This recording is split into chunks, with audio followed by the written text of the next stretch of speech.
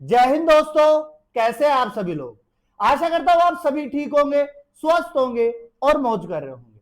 मैं अंकित एक बार फिर से आपके अपने YouTube चैनल वासुदेवा एजुकेशन में आपका स्वागत करता हूं।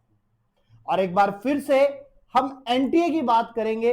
ये एनटीए वापस से बड़े बड़े आरोपों से घिरता नजर आ रहा है। जहां नीट कंट्रोवर्सी खत्म भी नहीं हो रही थी, वहां अब सीयूटी ने अपना इंटरफेयर कर दिया है। सीयूटी में पढ़ने वाले जो छात्र है, सीयूटी के एग्जाम देने वाले जो छात्र है, सीयूटी के अंदर जिन्होंने एग्जाम कंप्यूटर बेस्ड दिया था, उन सभी छात्रों के बड़े बड़े आरोप एनटीए पर लगा दिए गए। अब एनटीए वापस से उन सवालों को मना करता दिख रहा है। एनटीए कहता है हमारी इसमें कोई गलती नहीं है। अब समझ ये नहीं आता, एनटीए खुद की गलती नहीं मान रहा, बच्चे कहते हैं कि एनटीए की ये गलती रही है, तो गलती है किसकी।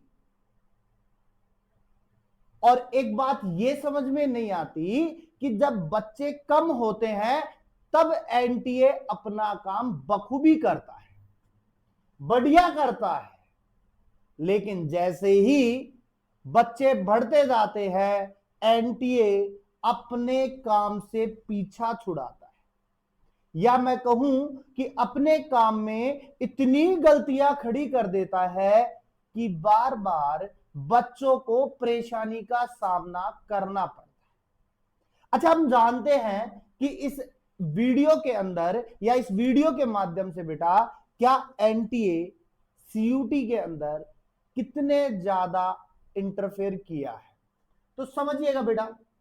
एक एक पॉइंट के रूप में मैं इस पूरे पोर्शन को आपको समझाता हूं। पहली बात तो यह है कि एनटीए नेशनल टेस्ट एजेंसी, इसका नाम आप सभी को याद हो गया होगा क्योंकि बहुत सारी कंट्रोवर्शियल वीडियो आप देखते हो। ये नेशनल टेस्ट एजेंसी इस बार सीयूईटी 2025 का एग्जाम कंडक्ट करवाई थी। एग्जाम का जो बेस्ड था बेटा वो सीबीटी बेस्ड था, यानी कंप्यूटर बेस्ड टेस्ट था। अब इस कंप्यूटर बेस्ड टेस्ट में सबसे बड़ा जो इशू है वो टेक्निकल इशू बता रहे हैं। कौन सा इशू बता रहे हैं बेटा? टेक्निकल इशू बता रहे हैं। अब ये जो टेक्निकल इशू है ये एग्जैक्ट है क्या कि इसमें कुछ बच्चों का, जब एनटीए ने अपनी एक सीट जारी की, बच्चे एग्जाम दे के आए, उसके बाद में जब रेस्पॉन्स सीट जारी की, उसके अंदर बच्चों के द्वारा दिए गए जो आंसर थे, बच्चों के जो आंसर थे बेटा, वो उनके द्वारा दिए गए आंसर से बहुत ही डिफरेंट थे। और जब एनटीए से इसके ऊपर बात की गई तो एनटीए ने कहा कि साहब टेक्निकल इशू हो सकता है। बोला कि आप फाइनल आंसर की का वेट कीजिए, उसके अंदर आपका कुछ सुधार होके आ सकता है। एनटीए ने 1 जुलाई को अपनी फाइनल आंसर की जारी की, लेकिन इस आंसर की के अंदर, इसे आंसर की के अंदर भी सेम प्रॉब्लम फेस करना पड़ा बच्चों को। तो बच्चों ने एक ही बात कही कि क्या हमने आंसर गलत चूज किए थे, क्या हमारी गलती है, क्या टेक्निकल इशू, क्या हम अपना एग्जाम सही नहीं दे रहे थे क्या, जबकि हमने तो अपना 100% दिया था, हमारे क्वेश्चन सही थे, उसके बाद भी आपके टेक्निकल इशू की वजह से हमारे क्वेश्चन गलत होते हैं, उसमें किसका रोल है। और एक चीज ये भी बात है कि ये जो सीयूटी टेस्ट है यही तो डिपेंड करता है बच्चों का फ्यूचर, क्योंकि 12th के बाद में बच्चा क्या करेगा? एग्जाम देगा सीयूटी का, और ये सीयूटी डिपेंड करेगी कि बच्चा कौन सी यूनिवर्सिटी से, कौन सी कॉलेज से पढ़ेगा। डीयू से पढ़ेगा, बीएचयू से पढ़ेगा, जामिया से पढ़ेगा, जेएनयू से पढ़ेगा, बहुत सी बड़ी बड़ी यूनिवर्सिटीज है, उनके लिए ही तो ये टेस्ट था। अब एक बात समझ ये नहीं आती, जिस बच्चे ने अपना 100% दिया और उसको उसकी मेहनत का अगर 50% भी नहीं मिल रहा तो बच्चा क्या करेगा? बच्चा तो पैनिक होगा, और जब बच्चा पैनिक होगा तो मेंटली हेल्थ बिगड़ जाएगी। अब जब मेंटली हेल्थ बिगड़ जाती है तो वो गलत डिसीजन ले लेते हैं। अब इस गलत डिसीजन का एनटीए पर क्या प्रभाव है? शायद कोई प्रभाव नहीं है, क्योंकि नीट के कई बच्चे इसी पैनिक अटैक की वजह से सुसाइड अटेम्प्ट लेते हैं। क्या एनटीए ने कभी इस पर विचार विमर्श किया क्या? बिल्कुल नहीं किया। बच्चों का कहना यह है कि एनटीए में बिल्कुल भी ट्रांसपेरेंसी नहीं है।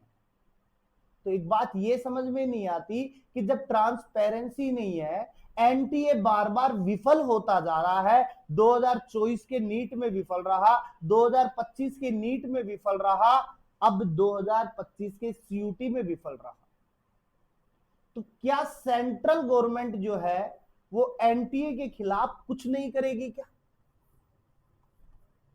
क्या सेंट्रल गवर्नमेंट एनटीए के खिलाफ कुछ नहीं करेगी क्या? क्योंकि हम 2 साल से कंटिन्यू देखते आ रहे हैं एनटीए बार बार विफल हो रहा है। अब जब एनटीए बार बार विफल हो रहा है, गवर्नमेंट कुछ कर नहीं रही, तो एनटीए तो अपनी मनमानी कर रहा है, क्योंकि एनटीए साफ कह रहा है कि हमारी कोई गलती ही नहीं है। तो एक्चुअली में गलती किसकी है वो एनटीए नहीं बता रहा। अगर हम नीट के लिए एक और वीडियो बनाएंगे जहां पर कोर्ट का फैसला मानने से एनटीए ने मना कर दिया, तो एनटीए की तो पूरी की पूरी क्या हुई बेटा, ये मनमानी हुई। इसके ऊपर आएंगे हम एक वीडियो लेकर के कल। लेकिन अभी हमारा मुद्दा सीयूटी का है। क्या बच्चे इसी के साथ चलेंगे? क्या पढ़ाई का स्तर इतना डाउन हो जाएगा कि बच्चों का पढ़ाई से मन ही उठता जाएगा? क्योंकि जब मेरिट बेस पे सीयूटी से पहले जब मेरिट बेस के ऊपर बच्चों का बड़ी बड़ी यूनिवर्सिटीज में एडमिशन होता था, तब इतनी माथाफोड़ी, इतना गफलाबाजी नहीं देखने को मिलती थी जहां एंट्रेंस टेस्ट के बाद में देखने को मिल रही है। अब ये जो एंट्रेंस टेस्ट है, ये क्या इतने घातक हो गए जो बच्चों को बार बार पैनिक अटैक लाने पे मजबूर करते हैं? क्योंकि हमें पता है कि मैंने पहले भी कहा है आपको कई वीडियो में कि 12th के बच्चे जो होते हैं वो मैच्योर नहीं होते हैं, उन्हें इनमैच्योर प्रोसेस में ही देखिए। वो नहीं है कि वो इस चीज को सोच सके कि टेक्निकल इशू हुआ होगा। उन्हें इतना पता है कि हमने पढ़ाई की थी, हमने 100% दिया था, अब 100% देने के बाद भी हमें 100% नहीं मिल रहा, तो इसमें गलती बच्चा तो मानेगा ही नहीं, बच्चे की तरफ से तो 100% था।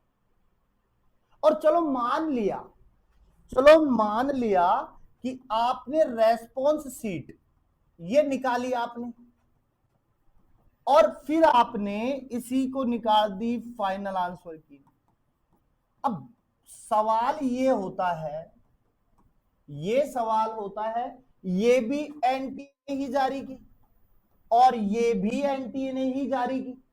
अच्छा, इस सीट के अंदर आंसर बच्चों के अलग है। आंसर क्या है बेटा? डिफरेंट है, जबकि इसमें भी आंसर क्या है? डिफरेंट है। यानी कुल मिला के बात यह है कि आपके द्वारा दी गई रेस्पॉन्स सीट और आपके द्वारा दी गई फाइनल आंसर की दोनों ही मैच नहीं हो रही। तो बच्चों के द्वारा दी गई आंसर्स कैसे मैच करेंगे जब आप ही के आंसर्स मैच नहीं हो रहे हैं, आप ही की जिंदगी मैच नहीं हो रही है, आपके ही दिए गए पॉइंट्स जो है वो मैच नहीं करवा पा रहे। और हमने इतना सुना था कि पढ़ाई बहुत जरूरी है, शिक्षा बहुत जरूरी है, लेकिन एनटीए के बार बार प्रयासों से एक ही बात पता चलता है, शिक्षा जरूरी नहीं है। आप पढ़ते रहो, हम बार बार गफलाबाजी करते रहेंगे और हम बार बार आपके इमोशंस के साथ में खेलते जाएंगे और इतना खेलेंगे कि आपका इस शिक्षा से भरोसा उठ जाएगा। इस शिक्षा से भरोसा उठ जाएगा और आप वापस से शिक्षा की तरफ रुखे नहीं कर पाओगे। क्या ये एनटीए का है क्या रोल? क्योंकि लाखों स्टूडेंट्स एग्जाम देते हैं भाई, लाखों, और ये लाखों बच्चे केवल इसी आस पर जाते हैं कि एनटीए जो एग्जाम कंडक्ट कर रहा है वो कम से कम स्टूडेंट्स के साथ में तो फेयर रहेगा। और हमने देखो एक बात सुनी थी, सभी जगह गफलाबाजी चलती है, सभी जगह भ्रष्टाचार चलता है, लेकिन आज हम देख रहे हैं कि एग्जाम या हम कहें शिक्षा के साथ भी भ्रष्टाचार को जोड़ दिया गया है और ये हमारे देश का शायद एक अहम मुद्दा रहेगा। और ये अहम मुद्दे जो हैं वो इंडिया के शिक्षा लेवल को बार बार कमजोर करते आ रहे हैं, क्योंकि एक पेपर लीक जो है कई लाखों स्टूडेंट्स को पैनिक करने पे मजबूर कर देता है। और ये स्टूडेंट्स जो होते हैं ना, जो 12th पास स्टूडेंट्स है, वो इनमैच्योर होते हैं, उन्हें ये नहीं समझ सही क्या है गलत क्या है, उन्हें केवल इतना पता है कि हमारा आंसर जो सही था वो गलत हो गया। जब एनटीए बार बार एक ही बात कहता है कि पूरा पेपर एनसीईआरटी बेस्ड होता है, ये एनसीईआरटी जो बेस्ड पेपर है वो क्या किताब के आंसर से भी डिफरेंट हो जाता है क्या? किताब में कुछ लिखा है और एनटीए के पास में जो बुक है जहां से वो पेपर बना रहा है वहां क्या डिफरेंट पोर्शन ऐड हो जाता है क्या? एनटीए इस पर भी नहीं बोलता। तो ये एनटीए के कई सारे मुद्दे थे जो सीयूटी वाले बच्चों ने उठाए हैं और सीयूटी वाले बच्चे साफ कह रहे हैं कि हमें न्याय चाहिए। और अगर हम बात करें सीयूटी के बच्चों की, क्या उन्हें वापस से न्याय मिल पाएगा क्या? क्योंकि नीट वाले बच्चों को तो नहीं मिला, क्या इनको मिल पाएगा क्या?